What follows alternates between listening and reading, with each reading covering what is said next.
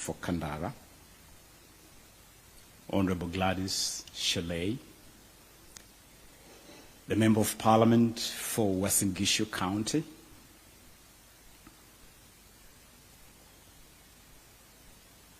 our delegation this morning also includes some key members of our economic team, and they include Dr. Honorable Aden Duale, Member of Parliament for Garissa Town. Karibu sana Mheshimiwa Duale. Mheshimiwa yupi mwingine? I think those are our members of Parliament here this morning. Let me also acknowledge members of our economic team. Yes, Mheshimiwa Ichungwa, Mheshimiwa Kimani Ichungwa, Member of Parliament for Kikuyu Town. Karibu sana Mheshimiwa Ichungwa. We have members of our economic team here, led by Dr. David Ndi, Professor Njuguna Ndungu, Dr. Irene Asienga. Those are members of our economic team. And our other staff, including the Chief of Staff of the Office of the Deputy President, Mr. Davis Chirchir, and the Director for Legal Affairs in the Office of the Deputy President, Dr. Korir Singoe, and our other staff. The EU team is led here by Her Excellency Henriette Geiger, Ambassador of the delegation of the EU to Kenya. The delegation includes the following ambassadors: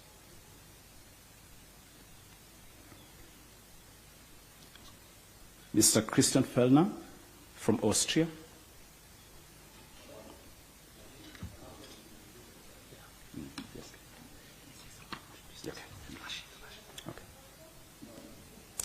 I will actually pass the mic around for that introduction, and I'm going to quickly pass that mic to Ambassador Geiger, who will then lead the introduction of the rest of the team. Good morning. I'm Henriette Geiger, the EU ambassador. I will just go to my right, and then we go to the left. Morning. My name is Ole Tonge. I'm the Danish ambassador. Good morning. Cristina Diaz, ambassador of Spain. Good morning. Peter Maddens, ambassador of Belgium. Good morning. Alberto Pieri, Italian ambassador. Good morning. My name is Jill Clements. I'm the Deputy Ambassador for Ireland. Good morning. I'm Annika Otterstedt. I'm the Deputy Ambassador of Sweden. Good morning. My name is Joseph Roja. I'm the Deputy Ambassador from Hungary.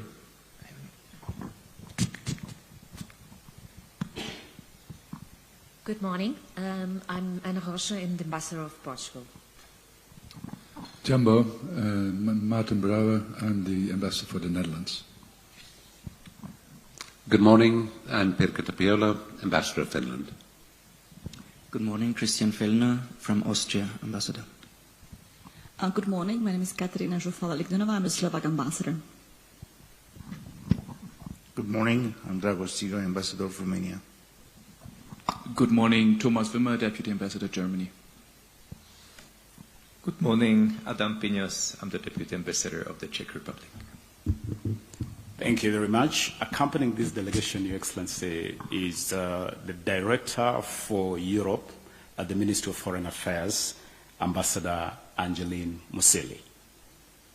Karibu sana Balozi Musili kwa niaba ya Wizara ya Foreign Affairs. This breakfast engagement comes at a very appropriate time.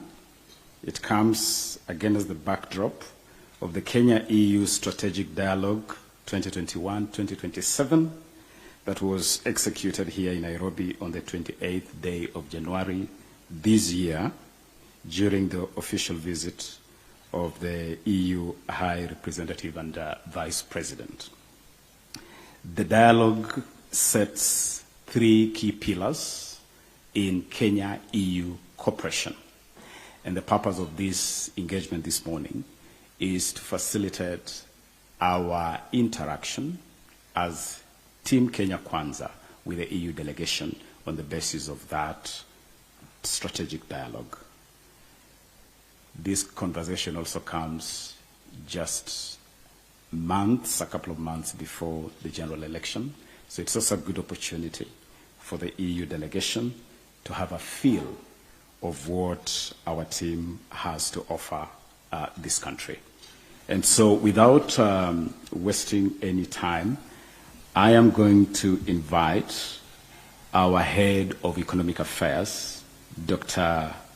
David Ndi, to share with us some thoughts that inform the economic model that underpins our engagement. Dr. Ndi, please.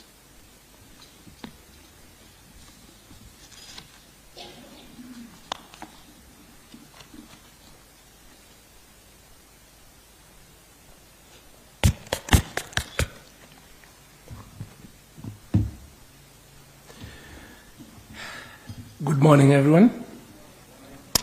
Good morning, Excellencies. Karibuni sana, our Deputy President and Presidential Candidate, our political leaders, Musalia Mudavadi, Wetangula, Hono Wetangula, Mutua, Governor Mutua, and others. I'm not going to go through all of you, but I guess I'll stick with the all protocols observed sort of thing. Let me acknowledge my colleagues, Professor Ndongu, Dr. Asianga there, and my technical team here. Mine is very brief. It is just to provide an overview of what our economic platform and our policy platform is. I said my name is David Ndi. I lead the policy and platforms team, economic platform team of this campaign. Those of you who follow a bit of our media will have watched some of our town hall engagements with people around their economic issues. And I want to start by pointing out that our objective is not just to have an economic platform, but also to change the conversation in our politics. We're trying to engineer a paradigm shift from conversation about power and positions and all sorts of things of that nature to policies and the programs and the issues that are of interest to the people. And I think we are succeeding. Our policy program is called bottom-up economics, and it's not. It is now all the rage around the world. We've been probably talking about it longer than many people who've made it famous, like the US. So I'll just highlight why we think that is the way to go for Kenya, and that should be the political platform about our socio-economic transformation. We have based that on we have 3 principles. We think that there are 3 principles that underpin this platform. One is that markets must work for everyone. When I was working in the development world about 2 decades ago, there was a conversation going around saying markets, making markets work for the poor. But I said, no, not just for the poor. They must work for the poor, but they must work for everyone. I believe even in the countries you come from, this conversation is going on about whether markets are working for everyone, about the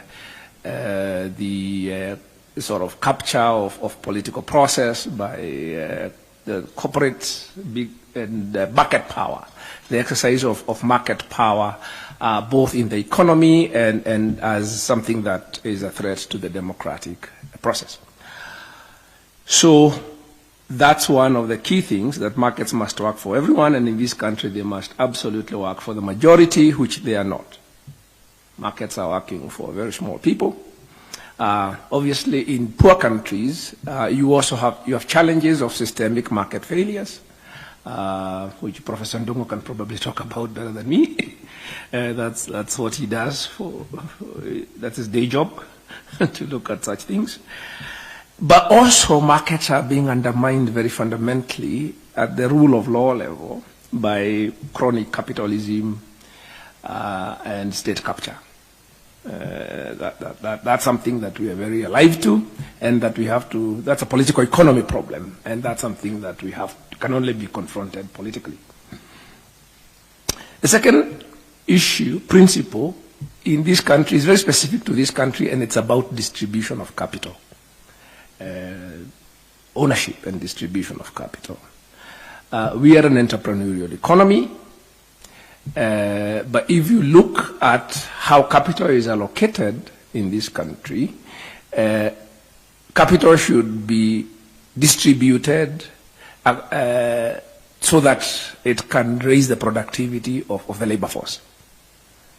But if you look at this country, where the capital is and where the labor force is not the same place. So capital is too concentrated in a few hands and enterprises, where it creates highly profitable enterprises, but it undermines the productivity and employment in the economy. So we need to have a conversation around how do we distribute capital, redistribute capital, so that it goes to where it can raise productivity and address issues of poverty and inequality and many other things that are undermining a threat to stability and livelihoods of people. The third theme is around social protection. And again, here it's an issue of inequality, that if you look at our legacy social protection systems around health, around old age security, around various things, they have a very narrow base. They are designed around an elite, shall you say, structure because of our colonial legacy. They are not fit for purpose.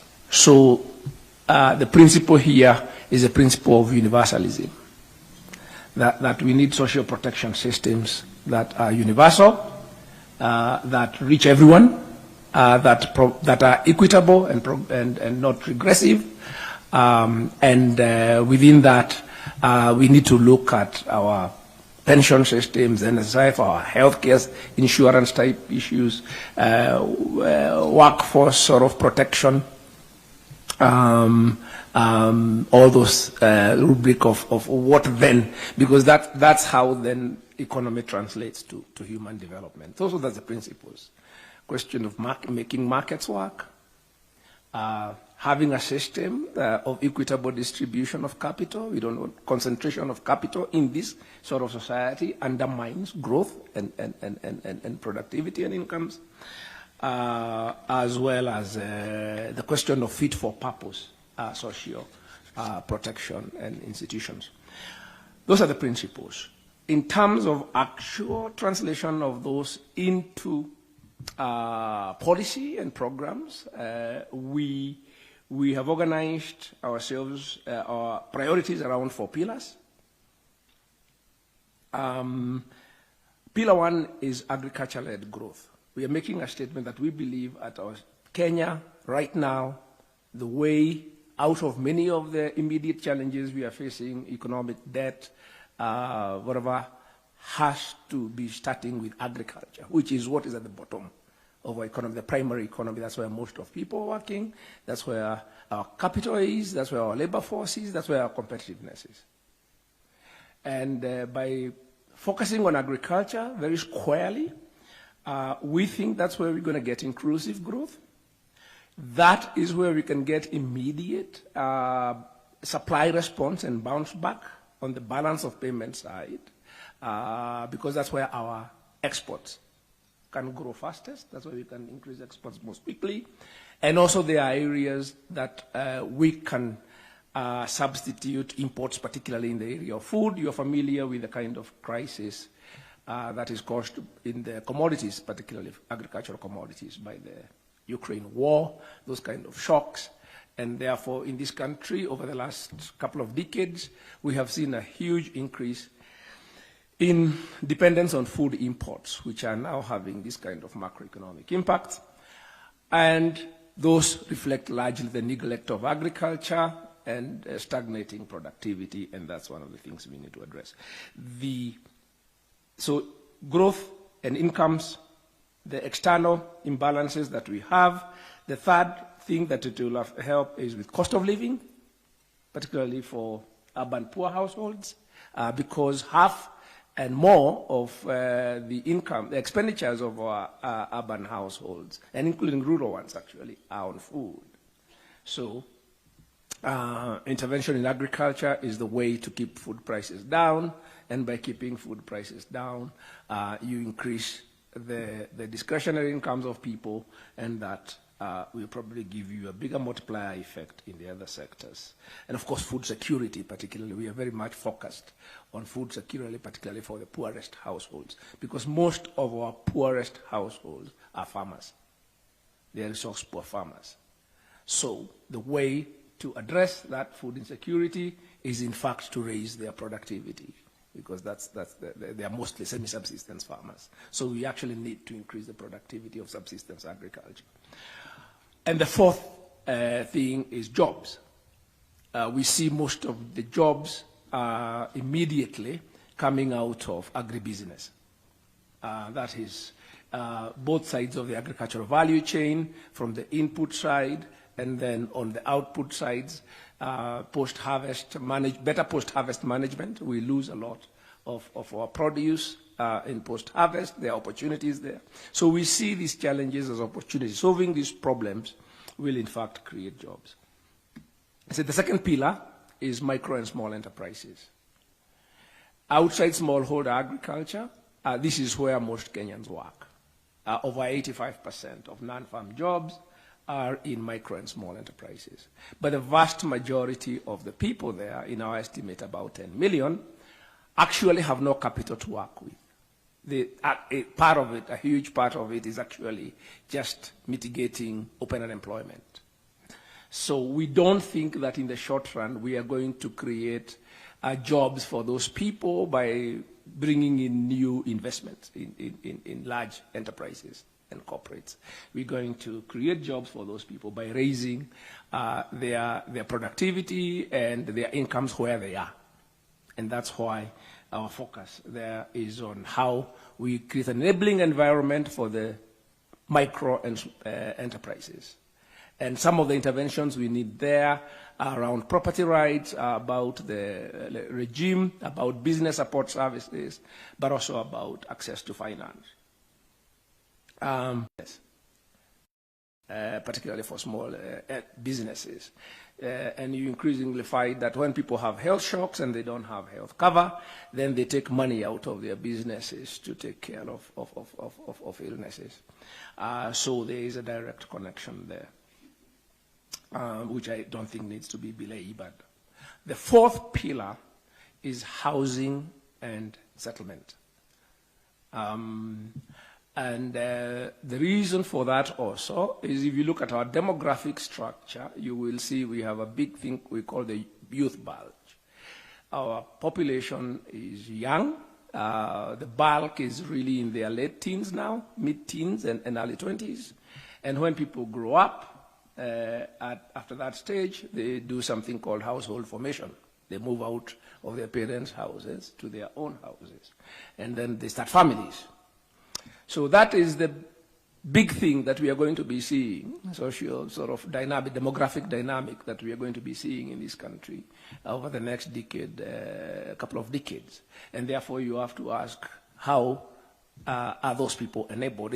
It's both an imperative, because if we don't provide affordable housing, it's going to happen anyway. So what you get is unplanned urbanization, bad settlement patterns, yet it creates a huge opportunity in terms of the housing market, in terms of its connections with the micro and small enterprises, Jua Kali, as we call it in Kenya, being a producer of housing and housing goods.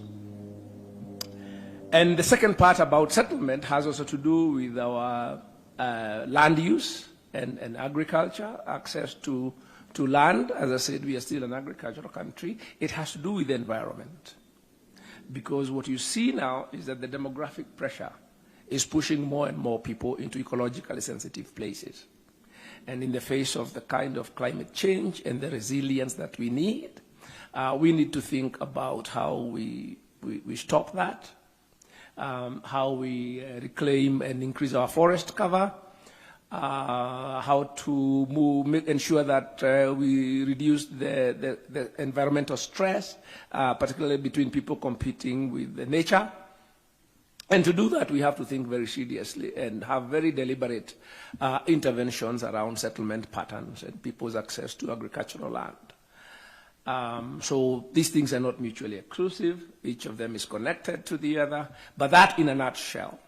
It obviously is not comprehensive, but those are the things that we see will hit the most birds that we need to hit with as few stones as possible. So thank you very much. That, I think, is all I have to say for now.